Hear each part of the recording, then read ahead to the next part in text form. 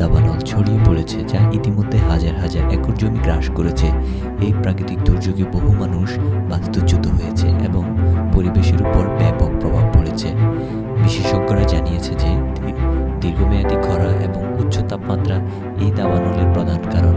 বাতাসের তীব্র গতি আগুনের প্রসারকে ত্বরান্বিত করেছে।